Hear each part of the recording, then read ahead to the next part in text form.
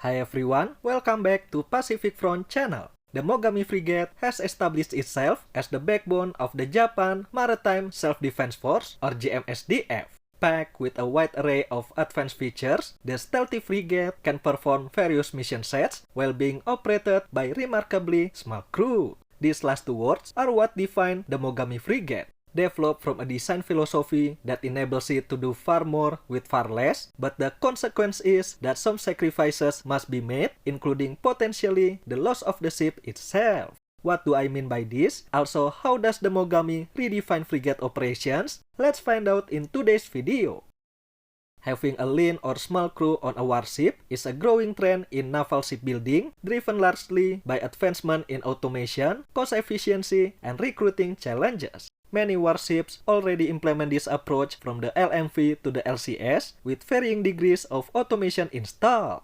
However, it comes with a distinct set of pros and cons. Reduced operating costs is arguably the biggest driver because fewer crew means less cost for salaries, benefits, training, food, and medical. This translates directly to substantial savings over the lifespan of the ship. Automation can now do most of the routine tasks such as machinery monitoring, navigation, and damage control. This leads to more consistent and efficient operations as machines don't get fatigued or distracted in the same way humans do. Fewer crew means less demand for living quarters and other human-centric spaces, freeing up valuable internal volume for more sensors and weapon systems. This improves the quality of life for the crew because they don't need to sleep like sardines in a can anymore. And lastly, navies globally face challenges in recruiting and retaining personnel. Even though a country can produce 3, 5, 10, or dozens of warships a year, without personnel who man them, those ships won't get anywhere. A smaller crew requirement per ship can help alleviate this strain, allowing the available skilled workforce to be more effectively distributed across the fleet.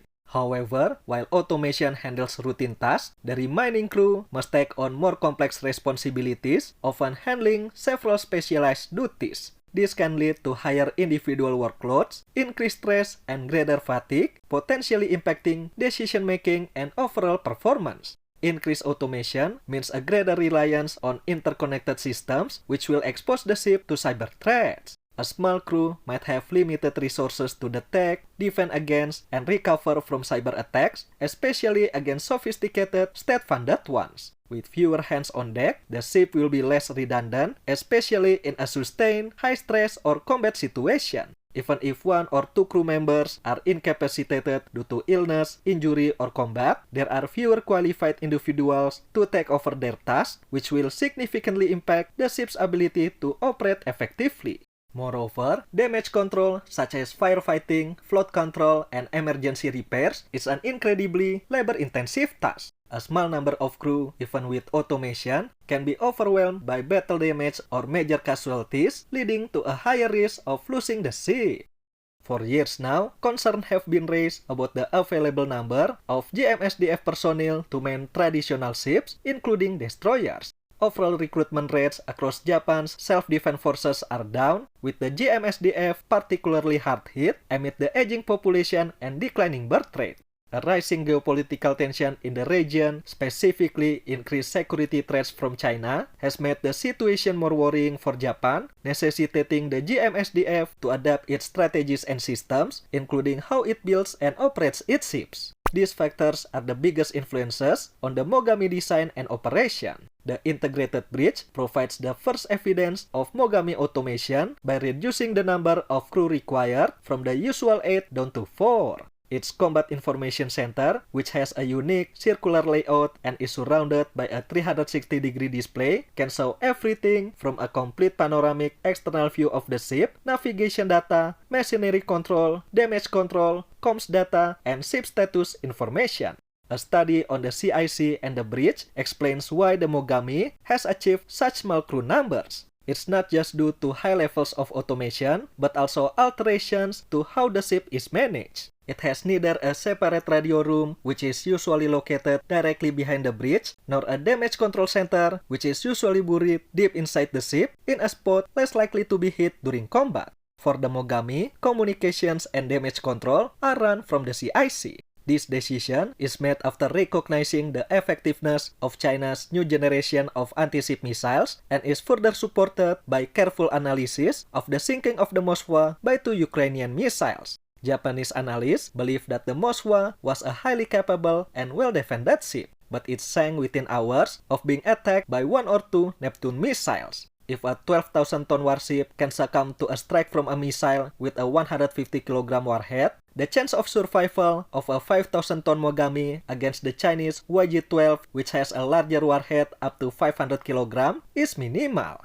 The reasoning is simple. There's no need for the Mogami to have a separate damage control center because if the ship receives a major hit to the CIC, no point in trying to continue operating. The most likely outcome of such a scenario is that the surviving crew will be heading for the life raft. This also explains why the ship is without an emergency CIC like in a traditional warship, further reducing personnel numbers and freeing up spaces for other purposes. Their strategy, of course, by not to get hit at all. That's why the Mogami has a radar cross-section of approximately 2 orders of magnitude less than a similarly sized warship with a conventional layout, providing radar survivability by appearing like a much smaller ship and making it harder to detect on radar. Another important stealth feature is the lack of a funnel, which is also a physical vulnerability in a warship. Instead, exhaust gas comes out of several vents behind the radar mast and from outlets in the hull, dramatically reducing the ship's infrared signature by eliminating major hotspots.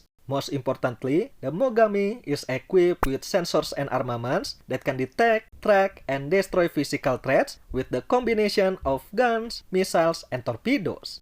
Back to the Mogami lean crew size and automation, the jmsdf official said that the crew of 90 is the maximum needed to run the ship in peacetime operation. In wartime, the jmsdf will cut that number down to 60. This is because with a 3 watch-keeping system, at any one time, 20 sailors at the controls are sufficient. The small crew numbers raise the issue of how trainees can be taught when there are few spare personnel on board to do the mentoring. The jmsdf gave the issue a great deal of thought by arranging most of the education and training to be done before the crew steps onto the ship in the classroom and simulation.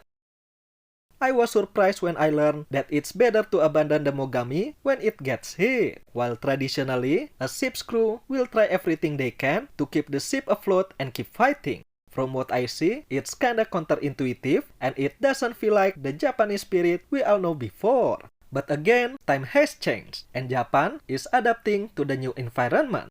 Ships can be built and launched in record time, and Japan has showcased this ability by launching 2 Mogamis every year. But an experienced crew requires years to forge, and it takes even more years to master something so sophisticated like the Mogami. This is what I see particularly from the jmsdf strategy. It's better to lose a ship, but the remaining crew can evacuate and survive, rather than trying to keep fighting and risking our lives on board. That's why jmsdf also plans to cut the crew number to just 60 during wartime, because fewer personnel on board means fewer lives are at risk.